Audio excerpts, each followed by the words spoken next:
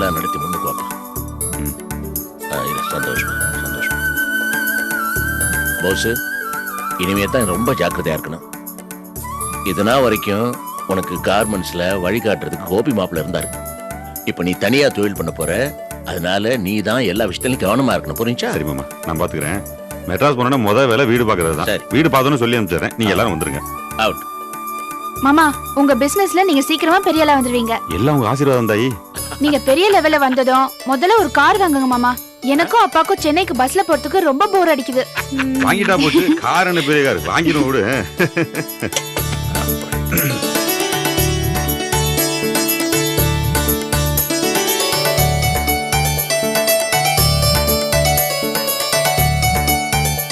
மாமா, ஒரு நிமிஷம்.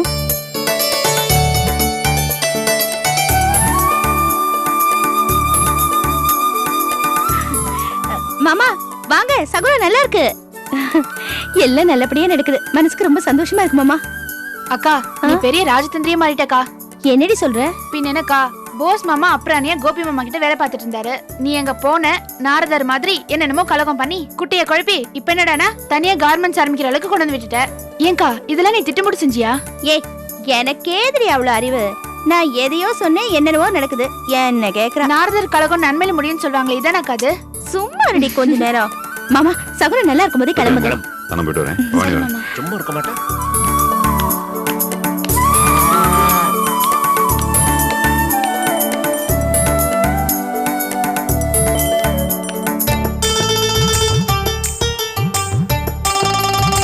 இங்கதான் நோட் பண்ணி வச்சா காணுமே. எங்க போச்சு?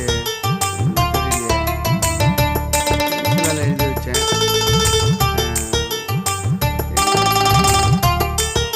டேய் லட்சுமணா, என்ன தொல்பொருள் ஆராய்ச்சியாளர் மாதிரி செவுத்துல ஆராய்ச்சி பண்ணிட்டு இருக்க? ஒன்னும் இல்லடா, பால் கணக்கு பென்சிலால நோட் பண்ணி வச்சிருந்தேன், காணுமே தேடிட்டு இருக்கேன். யோ, உனக்கு ஏதாவது அறிவு இருக்கா? நம்ம வீட்டு செவத்தை நம்பி பால் கணக்கெல்லாம் எழுதலாமா? அது காரை விழுந்து காணாம போயிருக்கும். என்ன பண்றது, நம்ம வீட்டு கண்டிஷன் அந்த அளவுக்கு இருக்கு.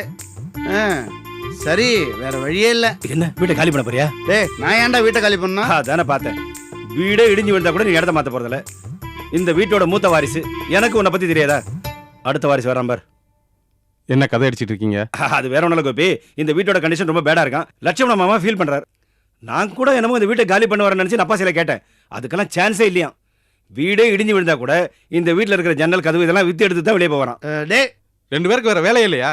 எந்நேரம் வெட்டித்தனமா அரட்டை அடிச்சுட்டு தான் இருப்பீங்களா? ஏன்பா இந்த ஆள்கிட்ட நாட்டு நடப்பு பத்தியா பேச முடியும்? சும்மா இருங்கண்ணே. முதல்ல உன்னை பத்தி பேசுறேன். அண்ணே, இதான் நம்ம வீடு. அப்படியா? நல்லா பாத்துங்க. உங்களுக்கு என்ன பட்ஜெட் ஆங்குற மட்டும் சொல்லுங்க.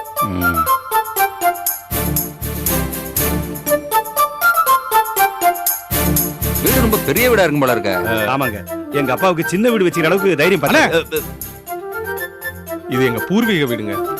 ஒரு காலத்துல சத்திர மாதிரி வர்றவங்க போறவங்க எல்லாருக்கும் ஆயிரக்கணக்கா அன்னதானம் நடந்த இடம். இப்பவும் அப்படிதான் நடந்துட்டு இருக்கு. 2 ஃபேமிலிங்க பெர்மனண்டா இந்த வீட்டை சத்திரமா தான் யூஸ் பண்ணிட்டு இருக்காங்க. அன்னதானத்தை பிரமாதமா என்ஜாய் பண்றாங்க. டே குமார், ஓவரா பேசுற, வாய கொஞ்சம் வாய முறிங்களா 2 பேரும்? அண்ணே, நீங்க பார்த்து சொல்லுங்க எவ்வளவு பட்ஜெட் ஆகணும். கான்ட்ராக்ட்ல கொடுத்துறேன்.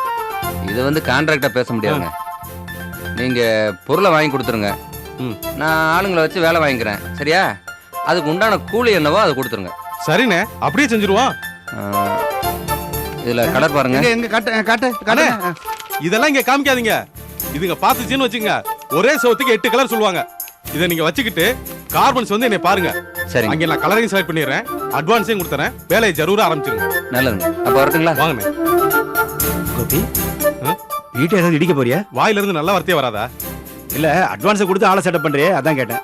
வீட்டுக்கு பெயிண்ட் அடிக்க போறோம். Very good Gopi. ஒரு வழியா வீட்டுக்கு பெயிண்ட் பண்றதா முடிவு பண்ணிட்டியா? என்னோட கல்யாணத்தப்ப பெயிண்ட் பண்ணது, அதுக்கப்புறம் அடிக்கவே இல்லை. அன்னைக்கு பிடிச்ச தருதனையா. அதுக்கப்புறம் இந்த வீட்டுக்கு வெள்ளை அடி கூட லாய்க்கலாம போயிட்டோம். ஏன்னா உன் ராசி அப்படி. டேய், என் ராசிக்கு என்னடா குறைச்சல? யோ, உன் ராசி பத்தி ஒண்ணும் இல்லையா? உருப்படாத ராசி. டேய், இந்த பாரியா, இருந்தா போஸ் மாதிரி இருக்கணும்யா. என்னடா உளர்ற? யோ, நம்ம என்னெல்லாமோ மாஸ்டர் பிளான் பண்ணி அவனை வீட்டை விட்டும் கார்மெண்ட்ஸ் விட்டு வெளியே அனுப்பணும். ஆனா அவன் பெரிய லெவல் வந்துடும் போல இருக்க. ஆமாடா குமார், பல பிளானிங் பண்ணி அவனை கம்பெனில இருந்து வெளியேற்ற முயற்சி பண்ணோம். ஒன்னும் நடக்கல. ஆனா ஒரு தொழிலாளி முதலையா மாறிடும் போல இருக்க. எல்லாமே தப்பா ஒர்க் அவுட் ஆயிடுச்சா? டேய், எனக்கு ஒரு ஐடியா தோணுதுடா. என்ன? விஜய் அங்க நிக்குது.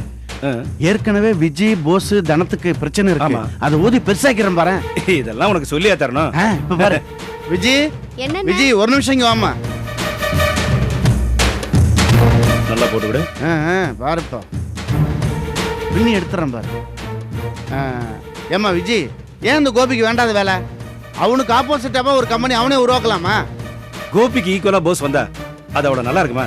நம்மள எவ்வளவு இன்சல்ட் பண்ணிருக்காம. என்ன அண்ணே மாமா, ஒருத்தர் வளரணும்னு விதி இருந்தா அது யாராலையும் மாத்த முடியாது. பேசாம கார்மெண்ட்ஸ்ல போஸ் மாமா ஒழுங்கா வேலை பார்த்துட்டு இருந்தாரு. உங்களாலதான் அவர் வெளியே போய் இவ்வளவு கூத்து நடந்துட்டு இருக்கு. நியாயமா போஸ் மாமா உங்களுக்கு தான் நன்றி சொல்லணும். அது சரி. ஆமா, நீ என்ன ஒரு குழப்பமாவே பேசுறிய? வேற ஒண்ணு இல்லண்ணே, குமார் மாமா நாளை பின்ன போஸ் மாமா கிட்டயே வேலைக்கு போயிடுற மாதிரி ஆயிட போகுது. பாத்து.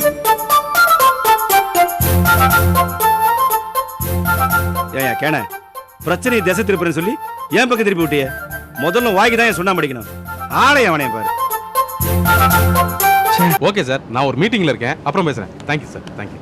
கோபி வாங்கண்ணே, உட்காருங்க. நல்லா இருக்கீங்களா? நல்லா இருக்கேன். எல்லாரும் நல்லா இருக்காங்களா? எல்லாரும் நல்லா இருக்காங்க. சார் தான் அந்த யூனிட்டோட ஓனர். வணக்கம் சார். இவர் தான் என்னோட சகல போஸ். இவருக்காக தான் இந்த யூனிட்டை பேசிட்டு இருக்கோம். मुझे बहुत खुशी लगता है. संतोषम. இந்த யூனிட் இன்னைக்கு இந்த அளவுக்கு பெருசா வந்திருக்குன்னா அதுல இவரோட பங்கு ரொம்ப முக்கியம். ஐயோ அப்பெல்லாம் ஒண்ணும் இல்லைங்க. இந்த கம்பெனி வந்து கோபி மட்டும்தான் காரணம். சகலைங்க ரொம்ப க்ளோஸா இருக்கீங்களே, விட்டு கொடுக்க மாட்டேங்கிறீங்க. இப்படி தான் இருக்கணும். देखिए बोस जी, हमारा बिजनेस நல்லா தான் போயிட்டு இருக்கு. இருந்தாலும் நான் மும்பை போக வேண்டிய ஒரு சூழ்நிலை இருக்கு. என்னன்னா என் மாமனாரோட பிசினஸ் பாத்துக்கிறதுக்கு ஆள் இல்ல. அதுக்காக தான் நான் அங்க போறேன். அதனால தான் என்னோட யூனிட்டை லீஸுக்கு விடுறேன். நல்லா பாத்துக்குங்க. நீங்க அமக்கலமா முன்னுக்கு வருவீங்க. யூனிட்டை நல்லா பாத்தீங்கல்ல?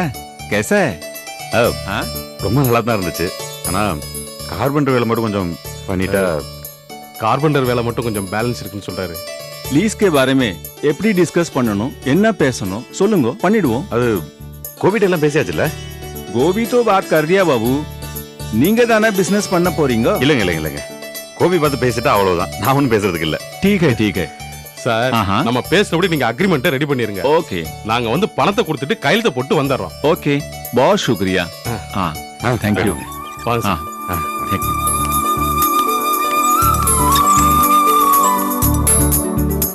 நல்லபடியா ஒரு காரியம் முடிஞ்சுச்சு. வீடு விஷயம் என்னாச்சுன்னு? இந்த புரோக்கர் வெளியில தான் உட்கார்ந்திருக்காரு. ஏன் உள்ள வர சொல்றது தானே? இல்ல நீ ஏதோ முக்கியமான வேலையில இருப்ப, இடைஞ்சலா இருக்கும், அதான் வெளியில என்னன்னு உட்கார சொல்லிட்டேன். சரி வாங்க, நம்ம வீட்டுக்கு போயிட்டு அப்படியே வீட்டை போய் பார்க்கலாம். இல்ல ஓ சரி, நேரா போய் அவர் என்னென்ன வீடு காமிக்கிறாரோ அதை மட்டும் பார்த்து வரலாம். வாங்க போலாம். இல்ல இரு கோபி, நான் போய் சுத்திட்டு வந்துடுறேன். நீ எனக்கு வீணா அலையிற. இரு, நான் பார்த்துட்டு வந்ததுக்கு அப்புறம் 2 பேருமா போவோம். சரிண்ணே, அப்ப நீங்க போய் பார்த்துட்டு பார்த்துட்டு வந்துட்டுமா? வாழ்த்துக்கள்ண்ணே, எல்லாம் நல்லபடியா அமையணும். வாங்க. சரி கோபி.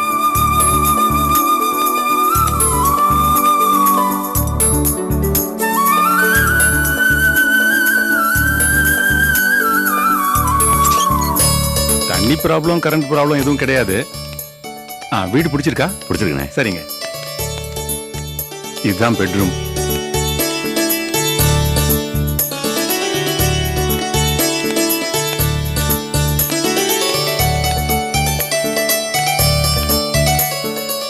அண்ணே, எங்களுக்கு இந்த வீடு ரொம்ப பெருசுண்ணே. அண்ணே, நான் காட்டுற வீடெல்லாம் பெருசா தான் காட்டுவேன். சரிண்ணே. இதுக்கு முன்னாடி இந்த வீட்டுல யார் இருந்தாங்க? 4-5 பேச்சுலர் பசங்க இருந்தாங்க. ஓ அப்படியா? சரி வாங்கண்ணே, கீழே போலாம்.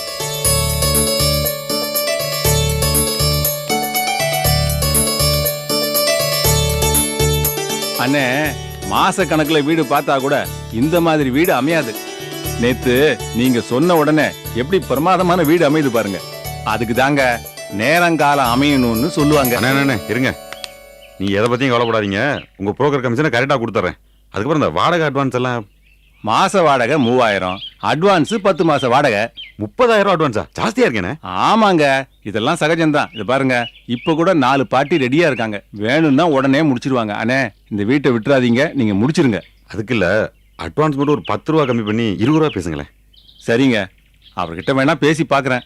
பேசிட்டீங்கன்னா நான் நாளைக்கே பால் காய்ச்சலான்னு இருக்கேன். நாளைக்கா? பிரமாதமான முகூர்த்த நாள். அண்ணே, இதைத்தான் கொடுப்பனேன்னு சொல்றது.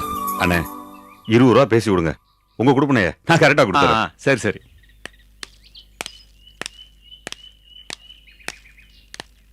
தம்பி தம்பி. என்ன வீடெல்லாம் பார்த்தாரா? பார்த்துட்டாரு. Party super. இந்த மாதிரி அமையறது ரொம்ப அபூர்வம். இதுக்கு தாங்க கொடுப்பனேன்னு சொல்றது. அண்ணே, நம்ம கொடுப்பனே. அது ஒண்ணும் இல்ல தம்பி, மாச வாடகை 3000 ரூபாய் கொடுத்துறேன்னு சொல்றாரு. இந்த அட்வான்ஸ் தான் 20,000 தரேன்றாரு. கொஞ்சம் அது அப்பாவை கேட்காம நான் எப்படி டிசிஷன் எடுக்க முடியும்? நீங்க ஹவுஸ் ஓனர் பையன் தானே, நீங்க நினைச்சீங்கன்னா. சரிங்க சார். சாரை பார்த்தா ரொம்ப நல்லவரா தெரியும். ஆமா. ஏற்கனவே 4 பேச்சுலர் பசங்க ரொம்ப பிரச்சனையா போச்சு.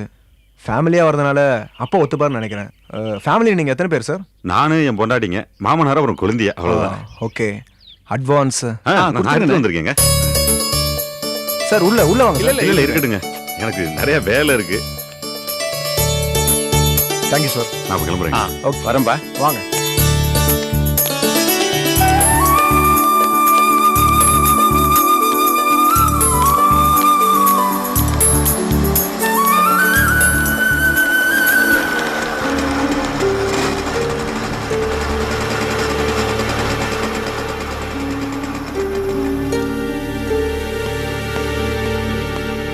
ஹாய்டா. ஹாய். என்னடா நேத்து படத்துக்கு போலான்னு சொல்லிட்டு எங்க போயிருந்த நீ? அதை விடுறா, இப்ப வந்துட்டு போறாரு. அவர் இங்க வந்துட்டு போறாரு. மாடி வீடு காலியா இருக்குல்ல, அங்க அவர் தான் கொடுத்துன்னு வர போறாரு. யாரு? அந்த ப்ளூ கலர் ஷர்ட்டா? ஆமா. அவர் மட்டும் தானா இல்ல வேற? இல்ல அவரு, அவரோட ஒய்ஃப், அப்புறம் மாமனாரு, குழந்தையா, மொத்தம் 4 பேர் வரதா சொல்லிட்டு போனாரு. ஓஹோ. ஆமா, நீனா எங்க அப்பாவோட பயங்கரமா கேள்வி கேட்டுட்டு இருக்க. உள்ள வாடா.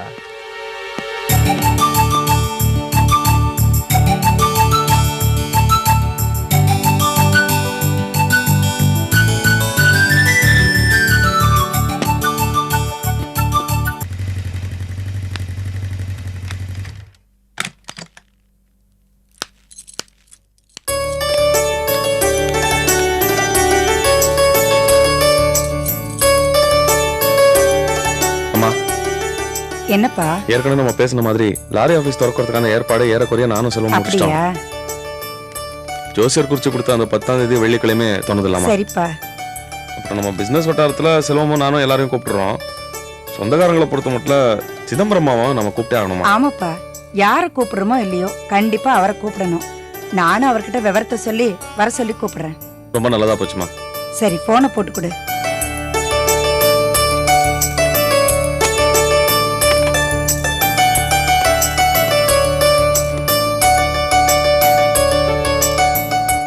ஹலோ. நான் அங்க மெட்ராஸ்ல இருந்து பேசுறோம். அங்க பக்கத்துல சிதம்பரம் மாமா இருந்தா கொஞ்சம் கூப்பிட முடியுமா? கொஞ்சம் இருங்க, கூப்பிடு. என்னடா? கூப்பிட போயிருக்காங்க. போய் பேசுங்க.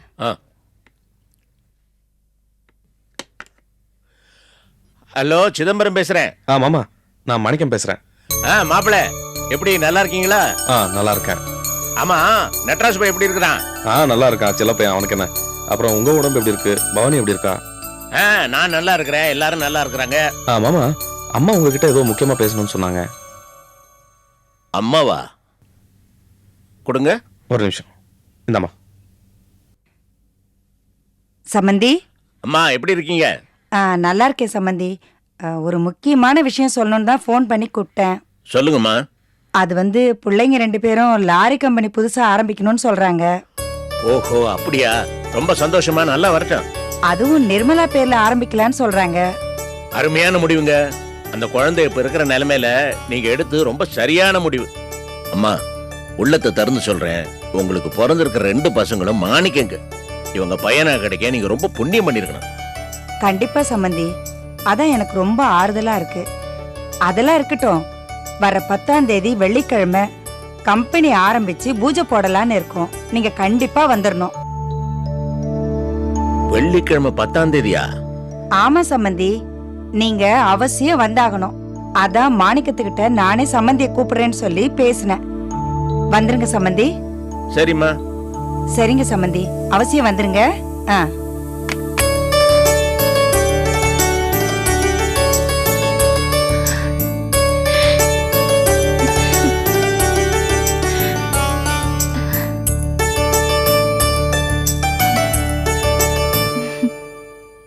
நான் பேசிட்டுமா? வரட்டுமா? மறுபடியும் அடிக்குது. ஹலோ, யார் பேசுறது? ஹலோ அக்கா, நான் போஸ் பேசுறேன். கொஞ்சம் மாமாவை கூப்பிட முடியுமா? இந்த போன் உங்களுக்கு தான். உங்க மருமகன் பேசுறாரு. யார், போஸா? ஆமா. அட, என்னடா போஸ்? நான் தான் மாமா. போன வேலையில ஒழுங்கா நடக்குதா? எல்லாம் கிட்டத்தட்ட முடிஞ்சிட்ட மாதிரி தான் மாமா. மாமா, அப்புறம் இந்த கார்மெண்ட்ஸ்ல அக்கா இருக்காங்கல்ல, அவங்கள வச்சு எல்லா வேலையும் முடிச்சாச்சு. வாங்க வேண்டிய சாமான் பூரா வாங்கியாச்சு வேலை ஆட்களுக்கெல்லாம் சொல்லியாச்சு அவங்க எல்லாம் கரெக்டா வந்துருவாங்க மாமா. ரொம்ப சந்தோஷமா இருக்குதுப்பா. ஆமா வீடு பாத்தியா? பார்த்தாச்சு மாமா. அவங்க எப்ப வேணா குடி வரலாம்னு சொல்லிட்டாங்க. நாளைக்கே கூட பால் காய்ச்சிடலாம். கிளம்பி வந்துடுறீங்களா? செய்திருவோம். ஆமாமா. எப்படி போன் பக்கத்துல இருக்கீங்க? இல்லப்பா, இப்பதான் மாணிக்க மாப்பிள்ளை இருந்து ஒரு போன் வந்துச்சு. அது பேசதான் வந்தேன். மாப்பிள்ளை பேசிட்டு சம்பந்தியமா பேசணும்னு சொன்னாங்க. அப்படியா? என்ன விஷயம்? அவங்க புதுசா லாரி கம்பெனி ஆரம்பிக்கிறாங்களாம். அதுக்கு அவசியம் வரணும்னு சம்பந்தி அம்மாவே சொன்னாங்க. அந்த அம்மா இப்படி எல்லாம் பேசுறது எனக்கே ஆச்சரியமா இருக்குதுப்பா. எப்ப மாமா பூஜை? உன் கார்மெண்ட்டுக்கு நல்ல நாள் பார்த்தோம்ல, அதே 10ஆம் தேதி வெள்ளிக்கிழமையா. என்ன ஒத்துமை பாத்தியா? அப்புறம் வேற என்ன சங்கதி? அப்ப நான் உடனே கிளம்புறதுக்கு ஏற்பாடு பண்ணட்டுமா? சரி மாமா, வச்சிடுறேன். வச்சிரு.